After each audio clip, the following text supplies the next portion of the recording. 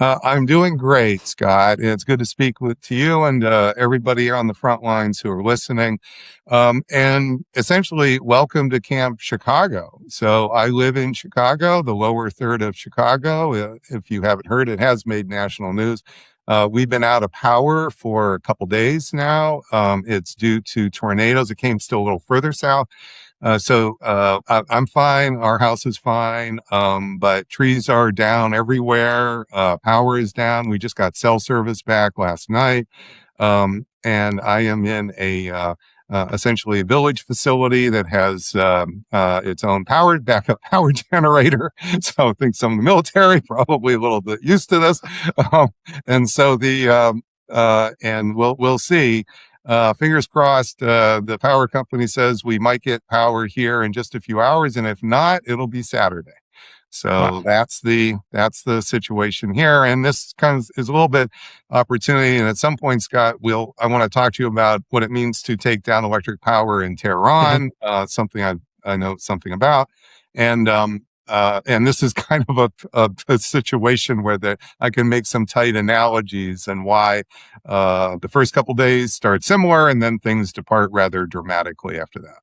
Yeah, well, this is an interesting case study too, because folks have been talking about how lucky it is that we haven't been hit by a hurricane that's disrupted oil production in the Gulf, because that would just really throw a wrench into everything going on in the Middle East as well. So it's interesting to see the city of Chicago dealing with this problem in real time. But let's Yeah, get into that. yeah, the different. Yeah. So, what would you like to start? Because there's a lot happening here. We can start big picture. We can start the specifics, and I've got time here, Scott. So, Okay. um, cleared things for you. Appreciate it. Okay, so let's start with the electrical grid, and I'll tie in two things that we heard in the past week from the president. He said the quiet part out loud on Air Force One. He said, "We are running out of bombs and interceptors." No big surprise there. We don't actually have a defense industrial base in America. We have an overly financialized Big Five contractor base. Sorry, Big Five plus two, Palantir and Anduril are on the list now as well. And then General Kane has said that we have run out of targets to bomb with the IRGC. So the only things left for America to target, if we wanted to, would be civilian infrastructure at scale that we haven't seen yet. Let's get into that. What does it actually mean to go after Iranian civilian infrastructure? Yeah, there's actually we're going to widen this discussion here. We'll start with electric power, but if we were, for example, to go forward with a big drone hunt and so forth, I want to talk to you about that. Yes, it's true that I'm sure. That Cooper is being direct when he says run out of certain targets, but this is not the end of the war. The war is not about to become over because of this. It's about to become much, much more costly is what's really going to happen. So as we know, President Trump has threatened for quite some time to take down electric power. And just last week, it looked like we were moving in that direction, and then there was a pause. We can talk about what could be possible reasons for the pause, but what just happened in the last 12 hours is just after the meeting between Trump and Netanyahu, we saw an attack, a surprise attack by Iran. They initiated it. This was not a tit for tat retaliation, aiming ballistic missiles at our base in Jordan. Apparently, we shot down or knocked down all the missiles. They did not apparently do damage, but this, of course, has set Trump off this morning, and he's already, talking about the retaliation again. And so the big things we're going to talk about like the trajectory of the escalation trap a little bit differently. Here, I want to really zero in on the issue of electric power and what that means, and especially what this would mean in Tehran. So in the 1990s, and nothing I'm about to say here is classified, in the 1990s, I taught for the U.S. Air Force. But this wasn't teaching PME in the usual sense. It wasn't just teaching, sort of history or IR theory. I helped stand up the School of Advanced Air and now Air and Space Studies, SAS, for the Air Force. It was designed as a school specifically for air strategy. It was Larry Welch, Chief of Staff of the Air Force idea, along with some other General Boyd, four-star generals, who thought the Air Force, one of the reasons we lost the Vietnam War is the Air Force did not know much about air strategy. Now, that may come as a surprise to people in the military because people are used to the military that they know everything. Okay, well, putting bombs on targets, tactical success, is not the same thing as strategy, strategic success. And so this is my work. That's how I got involved. They reached out to me. I was maybe the only true civilian they could find who actually was on this wavelength. The other civilians, there was 10 PhD faculty, was half military in officers actually serving military, half civilian, but the other 4 civilian were all retired military. So I was the actual only civilian here, and I was there because of my academic work specifically about air strategy. And that is a lot of what we have been talking about, how military action impacts politics, and that's how you get a political outcome. That middle is what's often left out. So PME, president, you design the outcome and then we will design the campaign. Well, there's a gigantic middle there, and that is called strategy. And that is not, you don't learn that by commanding troops here. You don't learn that by having 4,000 hours in an F-15 here. This is a very, very different, very special area. Now, one of the things we did is we got serious. This was in the 1990s, right after Desert Storm. We got very serious about how to take down countries. And I thought this was extremely important to do because there were no studies in the Air Force about what this meant to take down countries. Now, there are lots of contingency plans of how to attack different target sets. That's not what I'm talking about. So if you want to take down a country, it's very different to attack, say, infrastructure and actually take down the economy. That's a different story. Or if you're going to attack leadership, that's very different. The bunkers then actually take down the government. These are the core issues in air strategy. These are the issues in, say, World War I, Air War Plan 1, what this is about. If you look in air history and you know the details of this, which is often not taught in PME, but you actually look at the plans like the opening air plan for World War II, the opening air plan for Korea, you will discover that these are written mostly by colonels. They're mostly written in about 2 weeks. Same with Desert Storm, by the way. And they're briefed to generals here, but they're mostly done in 2 weeks, where the mad scramble is not how to hit a bunker. The mad scramble is how are you actually, if you hit these targets, going to it's called in the military, take down the government, take down the economy. You could also talk about taking down the society. Now, this is not typically done in peacetime, and there were no analyses of this. And I know because I had a complete carte blanche. Well, complete's a little strong. You never have complete. I had wide range to be able to know what we did and did not know. So when I took over, I didn't just teach a class or so forth. I stood up a targeting group, much like the Air Corps Tactical School targeting group in the 1930s, where we actually studied and did papers on how you take down electric power, the economy, how you take down the oil sector. And I thought this was absolutely very important because once you did this, you would see the big problems that are going to emerge. You would be able to understand the limits of how this would not actually likely impact and reduce the enemy's military fighting capability, but it would impose rather tremendous economic and civilian costs, which are going to make the enemy fight even harder to kill us and kill us very viciously.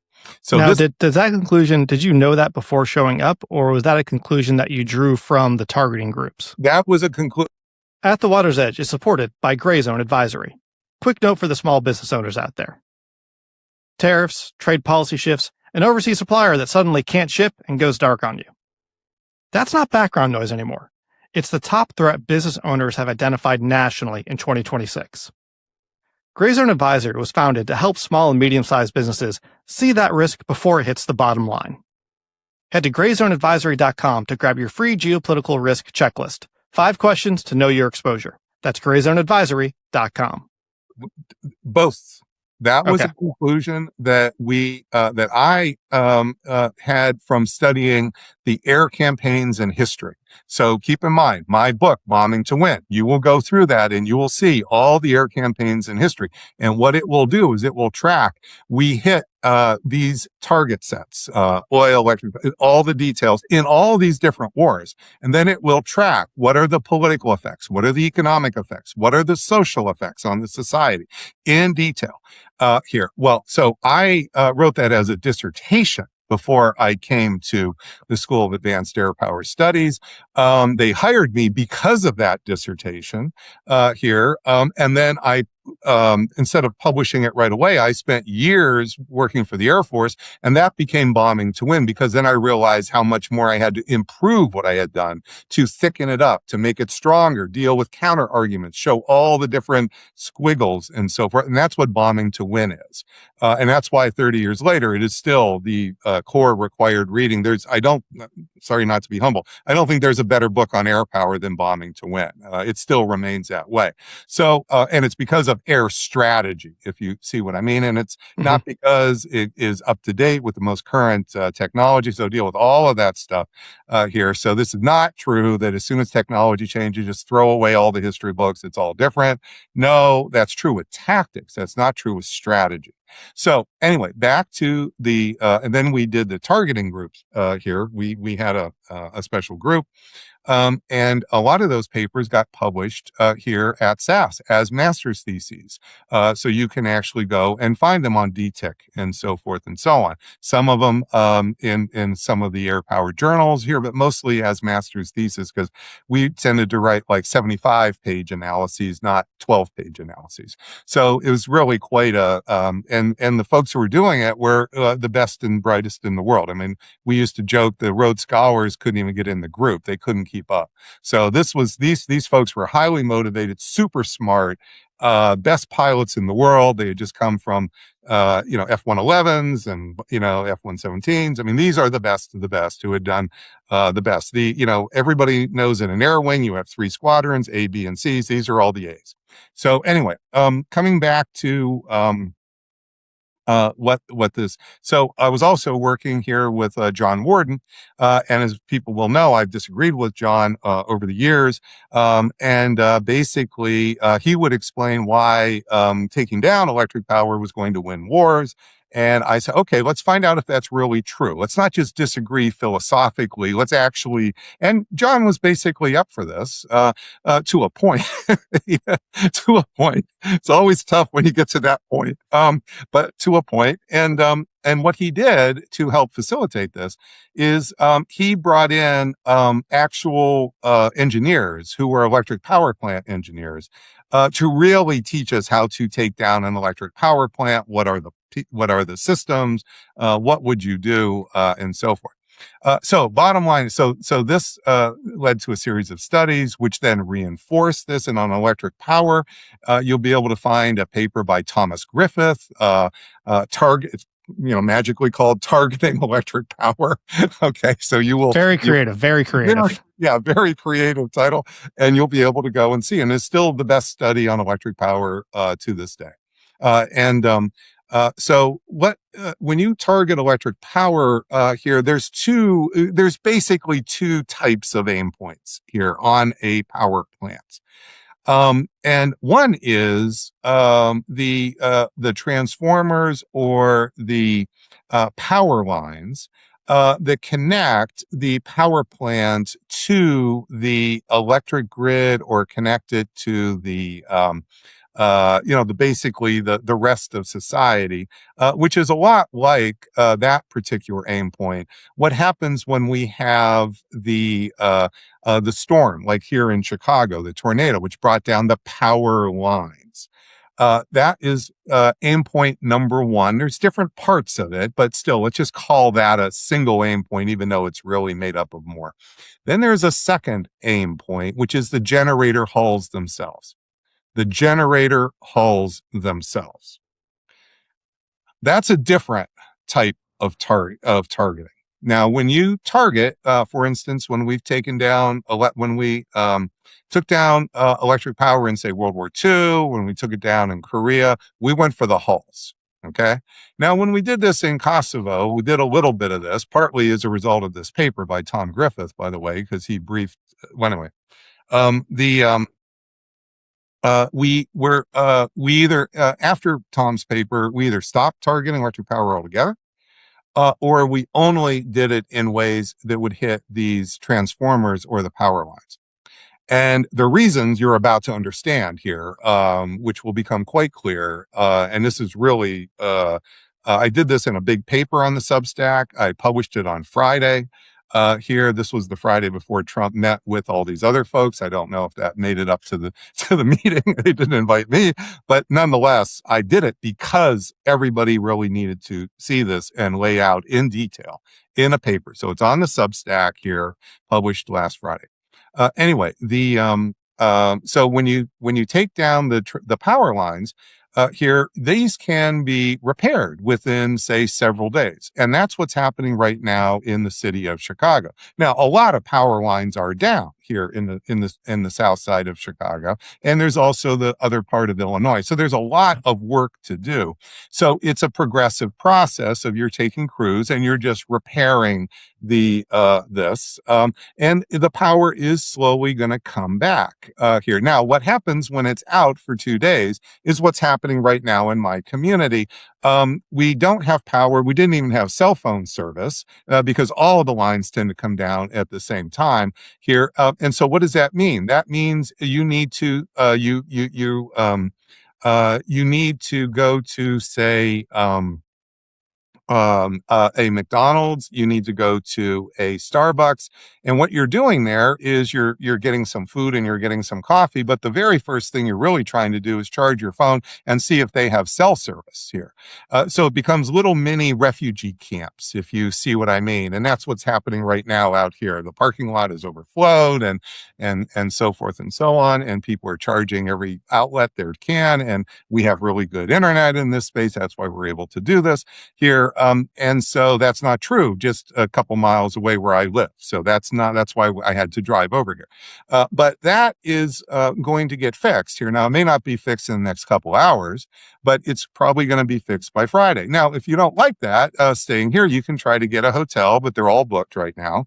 You can try to do that. So you can do that, but this is still, and the temperature here right now is only about 75 to 80 degrees where I live. This isn't too bad. Okay. So we can kind of muddle through and so forth.